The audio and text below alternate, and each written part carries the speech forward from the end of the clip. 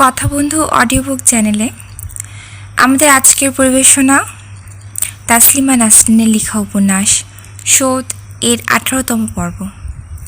আর এটি এই উপন্যাসের শেষ পর্ব। সময় চোখের পলকে উড়ে যায়, পাখির মতো যায়। সময় যে যায় যাই, ফিরে আসার নাম করে না। সময় তো আর মেয়ে মানুষ নয় যে শেকলে বাঁধা যাবে, চার দেয়ালে আটকে রাখা যাবে। আধ ঘুমে হাত বাড়িয়ে একদিন চমকে সজাগ হই। হাতটি শূন্যতাকে ছুঁয়ে ফিরে আসছে। আনন্দ কোথায়? পাশে হারুন ঘুমোচ্ছে। তাকে ঠেলে জাগিয়ে জিজ্ঞেস করতে নেই আনন্দ নেই কেন এখানে। হাতটি ফিরিয়ে নেই। হঠাৎ চেতন ফিরে বলে, আনন্দ তো বছর পার হয়ে গেল শাশুড়ির ঘরে ঘুমায়, ওর আলাদা বিছানায়। ও বড় হতে হতে এত বড় হয়েছে যে বাড়ির কাছেই ছোট বাচ্চাদের একটি স্কুলে ভর্তি হয়ে গেছে। আনন্দ তো সেই আগে ছোটটি নেই। হাঁটতে শিখেছে, দৌড়তে, কথা বলতে, ছবি আঁকতে, এমনকি বইয়ের অক্ষরে আঙুল রেখে পড়তেও। আনন্দকে নিয়ে হারুনের আহ্লাদ এতটুকু কমেনি কোনোদিন। আনন্দকে বাবা বলতে শেখাচ্ছিল সে আনন্দ জন্মের দিন থেকেই। আনন্দ মা বলার আগে বাবা বলতে শেখে। শুধু বাবা নয়, বাবা খাবো, বাবা যাব, বাবা কোল, বাবা দোল। আনন্দর মুখের বাবা ডাক হারুনকে যত খুশি করেছে, পৃথিবীর আর কিছু তাকে করেনি। সে বারবারই বলেছে, এত খুশি সে যে তার কোম্পানির নামই পাল্টে দিয়েছে। মডার্ন ট্রেডার্স এখন আনন্দ ট্রেডার্স। 3 বছরে কেবল আনন্দই যে বড় হয়েছে তা নয়, আরও অনেক কিছু ঘটে গেছে এই সংসারে। হৃদযন্ত্রের ক্রিয়া বন্ধ হয়ে শ্বশুর মারা গেছেন। হাসান আর রানু চলে গেছে সৌদি আরবে। হাবিব গানের দল থেকে বেরিয়ে চাকরি জোগাড় করে নিয়েছে। আনিসকে তালাক দিয়ে দোলন বাড়িতে বসে আছে। ধীরে ধীরে অপ্রকৃতস্থ হয়ে উঠেছে ও। একা একা নিজের সঙ্গে কথা বলে। সুমাইয়ার বই খাতা ছিঁড়ে বালতির পানিতে ডুবিয়ে রাখে। আনন্দকে একলা পেলে গালে চর কষায়। আনন্দর গলায় সোনার চেইন খুলে ও একদিন জানালা দিয়ে ফেলে দিয়েছে রাস্তায়। শাশুড়ি দোলনের জন্য প্রায় বিনিয়ে বিনিয়ে কাঁদেন। জায়নামাজে বসে মোনাজাতের হাত তুলে দীর্ঘ সময় কাটান। সেবতীরা চলে গেছে। অন্য ভাড়াটে এসেছে নিচতলায়। 4 মেয়ে 2 ছেলে নিয়ে এক মধ্যবয়সী দম্পতি। চলে যাবার আগে সেবতী এসেছিল দেখা করতে। বলেছে আফজাল চিঠি লিখেছে অস্ট্রেলিয়া থেকে। ওখানে এক মেম সাহেবকে বিয়ে করেছে ও, সুখে আছে। ও দেশের নাগরিকত্ব পেয়ে গেছে। সেবতী ঢাকা মেডিকেল কলেজ থেকে বদলি হয়ে ময়মনসিংহ মেডিকেলে চলে গেছে। আনোয়ার গেছে কুমিল্লায় এনজিও চালাতে। আমার পরিবর্তন লক্ষ্য করার মতো। আমার মাথা দেখে ঘোমটা খসেছে। একাই বাড়ি থেকে বেরোই যখন প্রয়োজন। বাজার করতে যাই, ঘুরে বেড়াতে যাই, ওয়ারি যাই, নুপুরের বাড়ি যাই। শিপ্রা আর দীপুর সংসারে দিন কাটিয়ে আসি। নাদিরা, চন্দনা, সুভাষ, আর্যর বাড়িতে আড্ডা দিয়ে আসি। চন্দনার বিয়ে হয়ে গেছে। নাদিরা জানিয়ে দিয়েছে সে বিয়েটি করবে না। সুভাষের বিয়ের কথা চলছে। টিউশন করে ও সংসার চালায়। এখনো ভালো কোনো চাকরি পায়নি। আর্য ওর বাবার কোম্পানিতেই কাজ করছে। ইচ্ছে একটি জাহাজ কিনবে। অনেক দিন উৎসব হয় না বাড়িতে। হারুনকে বলি উৎসবের আয়োজন করো, আমার বন্ধুদের নেমন্তন্ন করবো এই বাড়িতে। হারুন জিজ্ঞেস করে, তোমার বন্ধুদের? হ্যাঁ, আমার বন্ধুদের। কারা তোমার বন্ধু? হারুনের চোখে চোখ রেখে নির্লিপ্ত কণ্ঠে বলি, তুমি চেনো আমার বন্ধুদের। সুভাষ, আরজু, চন্দনা, নাদিরা, ওদের তো নিশ্চয়ই চেনো, চেনো না? ও ওরা। হারুন মাথা নাড়ে, সে চেনে। হারুন আর আমি দুজন কাঁচা বাজারে ঢুকে রাজ্যির বাজার করি। রসুনি আর সখিনাই রান্না করে সপ্তব্যঞ্জন। বিকেলে বন্ধুরা এক এক করে আসে। ছুটির দিন। হারুনের অফিস যাওয়া নেই। পাজামা পাঞ্জাবি পরে গায়ে সুগন্ধি মেখে ঠোঁটে স্নিগ্ধ হাসি ঝুলিয়ে আমার বন্ধুদের অভ্যর্থনা জানায়। আমি লাল পেরে সাদা শাড়ি পরে মাথায় বেলি ফুল গুজে যেন পয়লা বৈশাখে উৎসব করছি। মুখে হাসি, মনে ব্যর্থ প্রাণের আবর্জনা সরিয়ে ফেলে আগুন জ্বালার উচ্ছ্বাস। বসি বন্ধুদের পাশে। যদিও সুভাষ, আর্য, চন্দনা আর নাদিরার মধ্যে আগের মতো দেখা সাক্ষাৎ হয় না, আড্ডা জমে না, কিন্তু বন্ধুত্বে কোনো ভাটা পড়েনি। অনেক দিন পর পুরনো বন্ধুরা মিলিত হয়ে আগের মতো উচ্ছল হয়ে উঠল। যে আমি বিচ্ছেদের কারণ হয়েছিলাম, সেই আমি আজ সেতুর মতো। ওরা হারুনের সামনে প্রথম অপ্রতিভ ছিল, পরে ধীরে ধীরে সহজ হয়ে উঠল যখন হারুন নানাভাবে বোঝাতে চেয়েছে এতকাল যে আমি ওদের সঙ্গে যোগাযোগ করিনি তা আমার ইচ্ছে, হারুনের ইচ্ছে নয়। নিজের কাঁধে সব দোষ নিয়ে হারুনকে যেমন আমার বন্ধুরা একসময় আমোদে মানুষ হিসেবে জানত, সেরকমই যেন জানে। আমি তাকে কাছে টেনে বলি, চলো দুজন মিলে কোথাও দূরে গানটি গাই। হারুন না করে ওঠে, আমি গাইতে জানি নাকি, তুমি গাও। না, তোমাকেও গাইতে হবে। তাহলে ওই গানটি ধরো, ধীরে ধীরে ধীরে বওগো উতাল হাওয়া। অনেক অনেক দিন পর হারুন আমার সঙ্গে গায়। গানের কথাগুলো আমারও মনে নেই, হারুনেরও নেই। নাদিরা বলে বলে দেয়। গানে গান জাগে। সুভাষ গেয়ে ওঠে, আজ নয় কাল নয় পরশু বিভাবরী সূর্য তো উঠবে। গেয়ে উঠি, সঙ্গে বাকিরাও। এই গানটি বাবা গাইতেন, আমাকে, নূপুরকে, সুভাষ আর সুজিতকে নিয়ে। গান শেষে একবার ইচ্ছে করে সুজিতের প্রসঙ্গ তুলি। সুভাষকে যদি গ্রাস করে ফেলে বিষাদ, না, আজ কোনো কষ্টের কথা বলবো না। আজ কোনো দুঃখ নয়, আজ আনন্দ। তবু একটি আশঙ্কা উকি দেয় মনে। সুভাষ কি ওর মাকে নিয়ে দেশান্তরী হবার কথা ভাবছে? ভাবছে কি এই দেশ আর নিরাপদ নয় ওদের কারো জন্য? সুজিতের মৃত্যুর পর আমার গলায় তেমন জোর নেই যে সুভাষকে বলি, এই দেশ তোরও দেশ। সকলে জানে সুজিত মারা গেছে সড়ক দুর্ঘটনায়, কিন্তু বাবার কাছে ঘটনাটি শুনেছি সেদিন। কোনো সড়ক দুর্ঘটনা নয়। সুজিত আরমানি টোলা মাঠে ফুটবল খেলছিল। খেলার মাঠ থেকে মুখ চেনা দুটো ছেলে তাকে ডেকে নিয়ে যায়। একেবারে সোজা তারা মসজিদে। মসজিদে ঢুকে সুজিত জিজ্ঞেস করে, কি করতে আমাকে এনেছো এখানে? ছেলে দুটো বলল, এখানে তুই মুসলমান হবি, বল লা ইলাহা ইল্লাল্লাহ। দৌড়ে পালাতে গেল সুজিত। শক্ত হাতে ধরে ফেলল তাকে ছেলে দুটো। সুজিত হঠাৎ চিৎকার করে বলেছে সে মুসলমান হবে না। মুসলমান হবি না তো দেখ, বলে ছেলে দুটো সুজিতকে টেনে নিয়ে গেল গোল নদীর ধারে। ওখানেই সন্ধ্যের অন্ধকারে ভূতের মতো দাঁড়িয়ে থাকা 100 লোকের সামনে দা দিয়ে কুপিয়ে সুজিতকে মেরেছে ওরা। কত বয়স ছিল সুজিতের? 17 কি 18। কষ্টে গলা বুঝে আসছে যেই সুভাষের পিঠে চাপড় দিয়ে মনের জোরে কষ্টকে আপাতত সরিয়ে বলি, দেখিস সাবধান, বিয়ের পর আবার বন্ধুদের ভুলে যাসনি যেন। কিসের বিয়ে? নাদিরা বলে, ওর তো বিয়েটে হচ্ছে না, মিনি ভেগেছে। এত বছর প্রেম করার পর? সুভাষ যত না প্রেম করত তার চেয়ে বেশি প্রেম করছে ভাবত।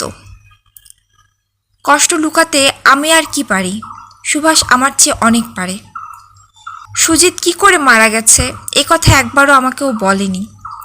কাকিমার যে ক্যান্সার হয়েছে বলেনি। সুভাষের দিকে চেয়ে মনে মনে বলি, তুই এই দেশ ছেড়ে কোথাও যাসনি। এখানে নিতুন কাকার স্মৃতি আছে, বুড়িগঙ্গার জলে সুজিতের রক্ত আছে। এত সব ছেড়ে কোথায় পালাবি তুই? ক্লিক, আর্য নতুন ক্যামেরায়। ক্যামেরায় আমার উদাস মুখটি, সুভাষের অপ্রস্তুত ভঙ্গিটিও। আরও ছবি ওর চাই। আমাকে টেনে কোলে বসিয়ে দিল হারুনের। হারুন ভাই, শীতল নয়, শীতল নয়, উষ্ণ আলিঙ্গন চাই। হাসুন, কৃত্রিম নয়, অকৃত্রিম হাসি চাই, বলে বলে ক্যামেরার বোতাম ও টিপতেই লাগলো। চন্দনা আনন্দকে বসিয়ে দিল কোলে। ব্যাস, ছোট পরিবার সুখী পরিবার বলে রব উঠল। আনন্দকে এক হাতে আর এক হাতে হারুনকে জড়িয়ে সুখী পরিবারের সুখী নারী হেসে উঠল খিলখিল। Click click. এবার হারুনের হাতে ক্যামেরা দিয়ে, আনন্দর বাবা তুমি একটু বোতাম টেপো তো, বলে পুরনো বন্ধুদের কাঁধে ভর দিয়ে কোমর জড়িয়ে গলা জড়িয়ে পিঠে হেলান দিয়ে দাঁড়ালাম। হারুন বাধ্য স্বামীর মতো বোতাম টেপে গেল। টিপছে, কিন্তু কোনো বিরক্তির ভাঁজ নেই কপালে। সম্ভবত ভাবছে, এ যখন সংসারে রক্তে মাংসে মনে মস্তিষ্কে জড়িয়ে আছে, যখন বাধাই পড়েছে সন্তানে, তখন মাঝে মাঝে সুতো ঢিলে করলে এ এমন কোনো ক্ষতি নেই। যদি এতই ইচ্ছে করেছে বন্ধুদের খাওয়াবে, একদিন না হয় খাওয়াক। সুতো ঢিলে করলে ক্ষতি নেই। সুতো ঢিলে করলে ক্ষতি নেই তো বটেই, বরং ঢিলের মজাটি বেশ তাড়িয়ে তাড়িয়ে ভোগ করা যায়। হারুন তাই করছে, মজা করে মজা দেখছে। কিন্তু আমি তাকে বোঝাতে চাই, সুতো ঢিলে করলে কোথাও কোনো অসঙ্গতি হয় না। সুভাষ বা আর্যর সঙ্গে সম্পর্কটি যে ঠিক কী তা বোঝানোর সুযোগ হয়। আনন্দ আমার বন্ধুদের এক কোল থেকে আরেক কোলে গড়াতে থাকে। হইচই, গান বাজনা, হাসি ঠাট্টায় মধ্যরাত ছুঁয়ে যাই। হারুনকে বোঝাতে চাই, বন্ধুসঙ্গ আমাকে অন্যরকম প্রাণ দেয়।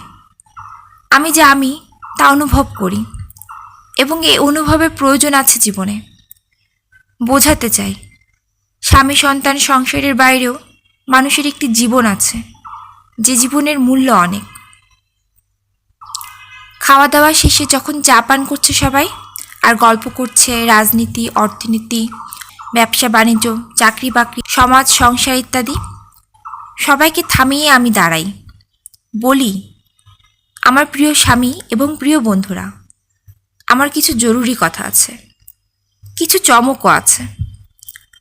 সবার চোখ আমার দিকে, কান পাতা, মন পাতা। আমার গালে কেউ একটি চড় দিলে আমি তার গালে দুটি চড় দিই। সে আমি একদিন পর হোক কি এক যুগ পরে হোক, আমি কি খুব ভুল করি? চন্দনার নাদিরা চেঁচিয়ে বলল, মোটেও না, মোটেও না। আমার হাতে একটি কাগজ আমি মেলে ধরি সামনে। আমাকে থামিয়ে নাদিরা বলে, কে তোর গালে চড় দিয়েছিল শুনি? জোরে হেসে উঠি, বলি, আরজু, ওই আরজু আমার গালে একদিন চড় বসিয়েছিল। আরজু লাফ দিয়ে ওঠে, ঝুমুর গাঁজা খেয়েছে রে, গাঁজা খেয়েছে। মনে নেই বুঝি, মধুর ক্যান্টিনে বসে রাজনীতি নিয়ে কথা হচ্ছিল। তুই ছিলি পিঙ্কিপন্থী, আমি ছিলাম মস্কোপন্থী। মাও জেতুংকে গাল দিয়েছিলাম বলে তুই উত্তেজিত হয়ে গালে চড় কষিয়েছিলি। হতবাক আরজুর গালে দুটো নরম চড় দিয়ে আমি আবার হাতের কাগজটি তুলে ধরি। এই কাগজটি কেউ কি অনুমান করতে পারো কিসের? হারুন মাথা নাড়ে, সে অনুমান করতে পারে না। চন্দনা বলে, বিয়ের কাগজ এটি। নাদিরা উচ্চস্বরে হেসে বলে, কি জানি, ডিভোর্সের কাগজও হতে পারে। সুভাষ বলে, কবিতা লিখেছিস? আরজু ফোড়ন কাটে, লেলিনের ভাষণ নাকি? এটা আমার চাকরিতে যোগ দেওয়ার কাগজ। একই সঙ্গে সবগুলো চোখ বিস্ফোরিত। ভিকারুন্নসা নুন স্কুলে শিক্ষকতার চাকরি। আগামীকাল সকাল 9টায় আমি চাকরিতে যোগ দেব। সকলে হাততালি দিল, হারুন ছাড়া। সোফায় গা ছেড়ে দিয়ে বলি, এই চাকরি যে আমি খুব নির্বিঘ্নে পেয়ে গেছি তা নয়, কিন্তু দরখাস্ত দিয়েছি, ডাক পড়েছে, পরীক্ষা দিয়েছি, লিখিত মৌখিক, পাশ করে তবে ফল পেয়েছি। সব গোপনে? হারুন জিজ্ঞেস করে। হারুনের গালে চুমু খেয়ে বলি, হ্যাঁ, সব গোপনে। আমার আবার কিছু কিছু জিনিস গোপনে করার অভ্যাস আছে কি না। বন্ধুরা বিদায় হয় অনেক রাতে। আর্য তার গাড়িতে সুভাষ, নাদিরা আর চন্দনাকে তুলে নেয়। ওদের বাড়ি পৌঁছে দিয়ে ও গুলশানে ফিরবে।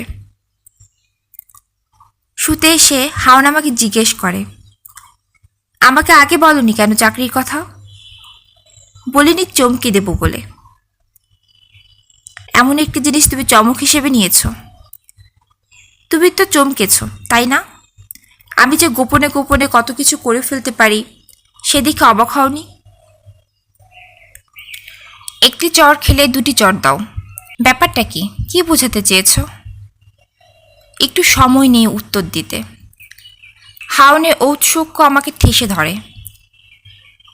বিয়ের পর তুমি তো আমাকে চাকরি করতে দেওনি, এর মানে চর দিয়েছ আমার ইচ্ছের গালে। এখন বছর কয় বাদে নিজে চাকরির ব্যবস্থা করে তোমাকে চমকে দিয়ে বুঝিয়ে দিলাম চাকরি পাওয়ার ক্ষমতা আমার আছে। এ হচ্ছে তোমার অনিচ্ছের গালে দুটি চর। ও। হারুন চর প্রসঙ্গে আরও কোনো উৎসাহ না দেখিয়ে বলল, চাকরি করবে যে বলছো, কি করে করবে? আনন্দর কথা ভাবছো না? ওকে স্কুলে আনা নেওয়া এসব কে করবে? আমি করব, তুমি করবে, হাবিবও তো করতে পারে। আনন্দর নাওয়া খাওয়া, ওর দেখাশোনা এসব? বাড়িতে আনন্দর জন্য আলাদা কাজের মেয়ে আছে, তাছাড়া শাশুড়ি আছেন। আর আমি তো সারাদিনের জন্য হাওয়া হয়ে যাব না। বিকেলে আমার ক্লাস, আনন্দকে তার আগে স্কুল থেকে নিয়ে আসব। এসব নিয়ে ভেবো না তো। হারুন স্পষ্ট করে বলছে না যে তুমি চাকরি করতে পারবে না, তোমাকে দেব না চাকরি করতে। বলছে না কারণ সে আমাকে আগের মতো নিরীহ গোবেচেরা ধরনের মেয়ে মানুষ ভাবছে না। আর ভাবছে না কারণ আমি নিজে নিজে চাকরি জোগাড় করার ক্ষমতা রাখি। আমি নিজে কিছু একটা ঘটিয়ে দিতে পারি, কারো উপর নির্ভর করা ছাড়াই। আনন্দ তো কেবল তোমার ছেলেই নয়, আমার ছেলেও। ওর কি সে ভালো হবে সে তো তুমি একাই শুধু ভাবো না, ভাবি তো আমিও। হারুন অনেকক্ষণ জানালায় উদাস তাকিয়ে থেকে বলে, তোমার কি টাকা পয়সার অভাব পড়েছে? টাকা পয়সার অভাব হবে কেন? তুমি তো আমাকে টাকা দিচ্ছই। তবে সে তো তোমার টাকা, আমার টাকা তো নয়। নিজের টাকা উপার্জন করতে কেমন লাগে আমার বুঝি জানতে ইচ্ছে করে না? নিজের টাকা দেখতে কেমন, খরচ করতে কেমন, এসবের স্বাদ নিতে আমার ইচ্ছে করে। আমার তো ইচ্ছে করে আমার নিজের উপার্জন থেকে আমি তোমাকে কিছু দেই, আনন্দকে দেই, আমার বাবা মাকে দেই। তুমি যেমন তোমার বাবা মার দায়িত্ব নিয়েছ, আমারও তো ইচ্ছে করে কিছুটা হলেও দায়িত্ব নিতে। এই স্পষ্ট যে হারুন যেভাবে আমাকে জীবন দেখাতে চাইছে আমি সেভাবে যাপন করছি না আমার জীবন। হারুনের অঢেল টাকা, তার কারখানায় 200 কর্মচারী কাজ করে। কেউ হারুনের চোখের দিকে তাকিয়ে কথা বলে না, থাকে মুখ মাথা নিচু করে। হারুন যা আদেশ করে 200 কর্মচারী তাই অক্ষরে অক্ষরে পালন করে। হারুন যদি বলে ডানে যাবি না, বায়ে যা, ওরা বায়ে যাবে। হারুন যদি বলে কড়া রোদে এক পায়ে দাঁড়িয়ে থাক, ওরা থাকবে। এত বংশবৎ লোক দেখে অভ্যস্ত হারুন। ঘরের স্ত্রীকেও সে দেখতে চায় তেমনই। তার টাকার উপর 200 কর্মচারী যেমন নির্ভর করছে, ঘরের স্ত্রীও তো। সে কেন চাইবে দেখবে স্ত্রীটি হঠাৎ অবাধ্য হয়ে উঠছে, স্ত্রীকে বায়ে যেতে বললে স্ত্রী ডানে যাচ্ছে। বিছানায় হারুন ছটফট করে, তার ঘুম আসছে না, লক্ষ্য করি। হারুনের পাশে শুয়ে জানালার দিকে চোখ ফেলে ভোরের আলো দেখতে দেখতে ভাবি আমি হারুনের স্ত্রী বটে আমি, কিন্তু পুরুষিক সুখের জন্য আমি নিজেকে ঘরের দাসীতে পরিণত করতে পারি না। যে দাসীর আর কোনো কাজ নেই ঘরের ঝুল ময়লা দূর করা, খাবার তৈরি করা, সন্তান জন্ম দেওয়া, সন্তান লালন পালন করা, আর পুরুষের শারীরিক ও মানসিক সব তৃষ্ণা মেটানো ছাড়া। এরকম কোনো শর্তে আমি হারুনকে বিয়ে করিনি। বাবা একদিন বলেছিলেন, এ তোমার পছন্দের জীবন, এই জীবনই বেছে নিয়েছ, তবে নিজের ব্যক্তিত্ব টিকে থাকে এমনভাবে বাঁচতে চেষ্টা করো। স্বামী টাকার খেয়ে পড়ে ব্যক্তিত্ব টিকিয়ে রাখার চেষ্টা করে দেখেছি, হয় না। আসলে সম্ভবও নয়। একজন আমাকে পুষবে আর আমার উপর মাতব্বরি করবে না, এ হতে পারে না। বাবার সব কথার সঙ্গে আমি একমত নই। আমার এখন মনে হয় হারুনের সঙ্গে আমি ঘোরাফেরা করেছি বলেই তাকে আমার বিয়ে করতে হবে। বাবার এই আদেশটি কোনো অর্থেই সঠিক ছিল না। বাবার মতো মুক্ত মনে মানুষের মধ্যেও অবচেতন সংস্কার ছিল। হারুনকে আরও জানা, আরও চেনা উচিত ছিল বিয়ে করার সিদ্ধান্তটি নেয়ার আগে। প্রেম ঘটে আবেগে। একসঙ্গে জীবনযাপনের সিদ্ধান্ত আবেগের উপর ভর করে হওয়া উচিত নয়। ভোরের আলো আমার গায়ে এসে পড়ে। রাতে না ঘুমিয়েও বড় স্নিগ্ধ, বড় শুদ্ধ, বড় তাজা লাগে নিজেকে। সকালে আনন্দকে স্কলাস্টিকা কিন্ডার গার্ডেনে পৌঁছে দিয়ে আমি বেইলি রোডের স্কুলে যাই রিক্সা নিয়ে। প্রধান শিক্ষিকার ঘরে বসে কাগজে সই করি। নিজের কাজ বুঝে নেই। অদ্ভুত এক ভালো লাগায় মন ভরে থাকে। এই প্রথম নিজেকে খুব শক্তিমান বলে মনে হয় আমার। এই প্রথম আমি অনুভব করি আমি একজন মানুষ, একজন আলাদা মানুষ। আমি কেবল হারুনের স্ত্রী বা আনন্দর মা বা শাশুড়ির বৌমা, দোলন হাসান আর হাবিবের হাবিই নই। আমার কেবল বাবা মার কন্যা নূপুরের বোন নই। আমি জিনাত সুলতানা ঝুমুর। আমি শিক্ষিকা। আমি কোনো ফেলনা কিছু নই। আমি কোনো বস্তু নই। ঘর সাজাবার বা সংসার সাজাবার জিনিস নই। আমি একজন মানুষ, এবং এই সমাজকে দেবার আমার অনেক কিছু আছে। আমার ভিতর শক্তি আছে, আমার সামর্থ্য আছে।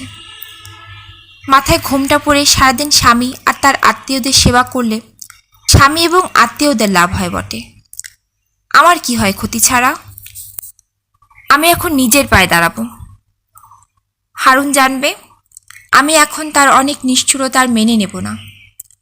অনেক কিছুই আমি এখন মোটেও পরোয়া করব না, কারণ কোনো কিছুর জন্যই আমি তার কাছে আর বাধা নই।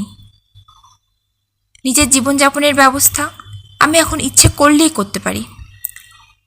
হারুনকে আমি ভালোবাসি, কিন্তু ভালোবাসা মানে এই নয় যে তার জন্য আমি জীবন উৎসর্গ করব। আমার সকল সম্ভাবনার মৃত্যু ঘটবে। আমাকে ভালোবেসে হারুন তো কিছু ত্যাগ করেনি। ভালোবাসা মানে কখনো নিঃস্ব হয়ে যাওয়া নয়। আনন্দের জন্মের জন্য আমার কোনো অপরাধ বোধ নেই। আমাকে অপমান করার প্রতিশোধ আমি নিয়েছি। এত নগণ্য তুচ্ছ মানুষ নই আমি যে একজন আমার গালে অযথা চর কষাবে আর আমি হজম করব তা। একজন আমাকে ধুলোয় মেশাবে আর আমি তাকে মাথায় তুলে পুজো করব। আনন্দকে যখন বাপ বাপ বলে হারুন আদর করে, আমার ভিতরে তখন সুখের ফোয়ারা ওঠে। সেই যে হারুনের অবিশ্বাসের আগুনে আমি পুড়েছিলাম, দীর্ঘদিন পুড়েছিলাম, সেই আগুন, আমাকে পোড়ানো আগুন এখন আমি সুখের জলে নিভাই। আপনারা এতক্ষণ শুনছিলেন তাসলিমা নাসরিনের লেখা উপন্যাস শোধ এর 18 এবং শেষতম পর্ব। গল্প পাঠে আমি ছিলাম অনন্যা, আপনাদের বন্ধু। আমার গল্প পাঠ আপনাদের যদি ভালো লেগে থাকে আমার চ্যানেলটি সাবস্ক্রাইব করুন, একটি কমেন্ট করুন, লাইক করুন, শেয়ার করুন। সবাই ভালো থাকবেন। দেখা হচ্ছে আগামী কোনো নতুন সিরিজে। ধন্যবাদ সবাইকে।